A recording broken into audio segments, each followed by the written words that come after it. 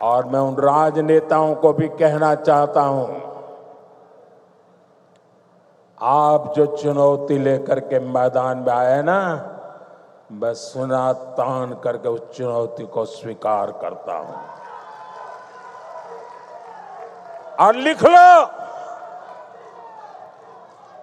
मैं देखता हूं घुसपैठियों को बचाने में तुम कितनी ताकत लगाते हो और घुसपैठियों को हटाने में हम कैसे अपना जीवन लगा देते हैं। हो जाए मुकाबला। घुसपैठियों को बचाने के लिए निकले हुए लोगों को भुगतना पड़ेगा। मेरे शब्द सुन के रखो, ये देश उनको माफ नहीं करेगा।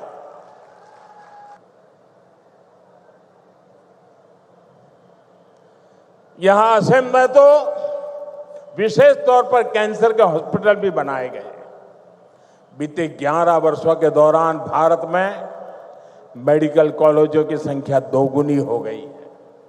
यानी आजादी के 60-65 सालों में जितने मेडिकल कॉलेज बने उतने हमने बीते 11 वर्षों में बनाए हैं।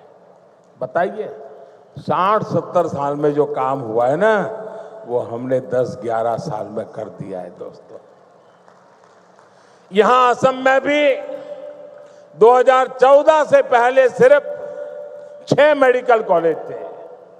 अब जब दरांग में मेडिकल कॉलेज भी बनकर तैयार हो जाएगा तो यहां 24 मेडिकल हो जाएंगे, मेडिकल कॉलेज हो जाएंगे। आपको भी पता है, जब मेडिकल कॉलेज बनता है तो इलाज की बेहतर व्यवस्था बनने के साथ ही ज्यादा से ज्यादा नौजवानों को डॉक्टर बनने का भी अवसर मिलता है। पहले मेडिकल सीटों की कमी की वजह से बहुत बड़ी संख्या में हमारे युवा डॉक्टर नहीं बन पाते थे। बीते 11 साल में देश में मेडिकल सीटों की संख्या 2 गुने से ज्यादा हो गई है। इतना ही नहीं, हमने एक और लक्ष्य रखा है। आने वाले 4-5 सालों में हम मेडिकल की 1 लाख नई सीटें जोड़ने जा रहे हैं। 1 लाख नई सीटें, 1 लाख नौजवानों को डॉक्टर बनाएंगे।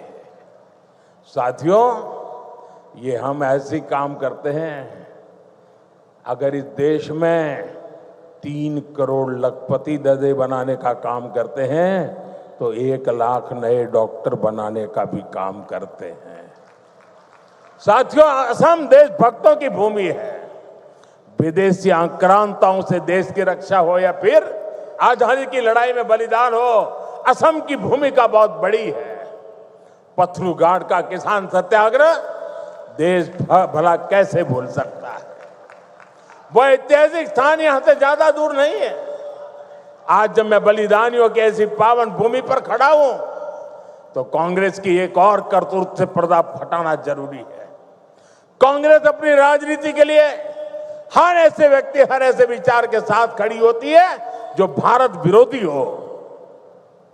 अभी ऑपरेशन सिंदूर के दौरान भी हमने यही देखा। जब कांग्रेस सत्ता में थी तो पूरा देश आतंक से लहूलुहान होता था, कांग्रेस चुपचाप खड़ी रहती थी। आज हमारी सेना ऑपरेशन सिंदूर करती है, पाकिस्तान के कोने कोने में आतंक के आकाओं को उखाड़ फेंकती है, लेकिन कांग्रेस देश की सेना के बजाय पाकिस्तान की सेना के साथ खड़ी हो जाती है। कांग्रेस के लोग हमारी सेना के बजाय आतंकियों को पालने वालों के एजेंडे को आगे बढ़ाते हैं। पाकिस्तान का झूठ कांग्रेस का एजेंडा बन जाता है। इसलिए आपको कांग्रेस से हमेशा सतर्क रहना है। साथियों, कांग्रेस के लिए अपने वोट बैंक का हित ही सबसे बड़ा है। कांग्रेस देश हित की कभी परवाह नहीं करती। आज कांग्रेस देश विरोधियों की, घुसपैठियों की भी बहुत बड़ी रक्षक बन चुकी है। कांग्रेस जब सत्ता में थी तो घुसपैठ को बढ़ावा देती थी। और कांग्रेस चाहती है कि इस घुसपैठिए हमेशा के लिए भारत में ही बस जाए और भारत का भविष्य घुसपैठिए तय करे। एक समय में मंगलदोई ने असम की पहचान बचाने के लिए अवैध घुसपैठ के खिलाफ बहुत बड़ा आंदोलन देखा है, लेकिन पहले की कांग्रेस सरकार ने आप लोगों को इसकी भी सजा दी है, आपसे इसका बदला लिया है। कांग्रेस ने यहां जमीन पर अवैध कब्जे होने दिए, हमारे आस्था के स्थानों पर हमारे किसानों के, आदिवासियों के हक की जमीन पर डाका डाला। बीजेपी एनडीए सरकार बनने के बाद अब उन स्थितियों को बदला जा रहा है, यहां के अवैध कब्जों को हटाया जा रहा है। हेमंता जी के नेतृत्व में असम में लाखों बीघा जमीन घुसपैठियों से मुक्त की जा चुकी है। दरांग जिले में भी बहुत बड़ी जमीन से कब्जा हटाया गया है। यहां गोरूखुंटी इलाके में कांग्रेस के समय घुसपैठियों का कब्जा था, आज वो जमीन वापस ले जा चुकी है। अब वहां किसानों के लिए गोरूखुंटी कृषि परियोजना चल रही है। वहां के नौजवान अब कृषि सैनिक बनकर खेती कर रहे हैं। सरसों, मक्का, उड़द, तिल, कद्दू सब कुछ वहीं उग रहा है। यानी जो जमीन कभी घुसपैठियों के कब्जे में थी, आज वही जमीन असम के कृषि विकास का नया केंद्र बन गई है।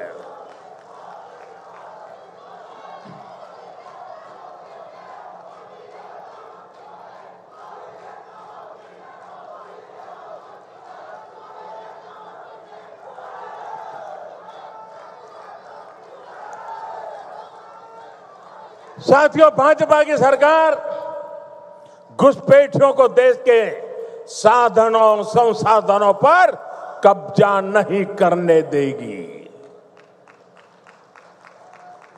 भारत के किसानों, भारत के नौजवानों, हमारे आदिवासियों का हक हम किसी को नहीं छीनने देंगे।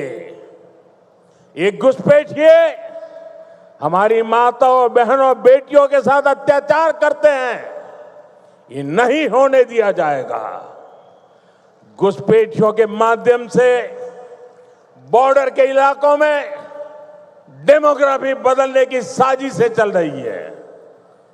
ये राष्ट्रीय सुरक्षा के लिए बहुत बड़ा खतरा है। इसलिए अब देश में एक डेमोग्राफी मिशन शुरू किया जा रहा है। भाजपा का लक्ष्य है घुसपैठियों से देश को बचाएंगे, घुसपैठियों से देश को मुक्ति दिलाएंगे। और मैं उन राजनेताओं को भी कहना चाहता हूं, आप जो चुनौती लेकर के मैदान में आए ना, मैं सुना तान करके उस चुनौती को स्वीकार करता हूं। और लिख लो, मैं देखता हूं घुसपैठियों को बचाने में तुम कितनी ताकत लगाते हो और घुसपैठियों को हटाने में हम कैसे अपना जीवन लगा देते हैं। हो जाए मुकाबला। घुसपैठियों को बचाने के लिए निकले हुए लोगों को भुगतना पड़ेगा। मेरे शब्द सुन के रखो, ये देश उनको माफ नहीं करेगा। साथियों, असम की विरासत को बचाना, असम का तेज विकास करना, इसके लिए हमें मिलकर काम करना है। हमें असम को, नॉर्थ ईस्ट को विकसित भारत का ग्रोथ इंजन बनाना है। एक बार फिर विकास परियोजनाओं के लिए आप सभी को मैं शुभकामनाएं देता हूं। मेरे साथ बोलिए, भारत माता की।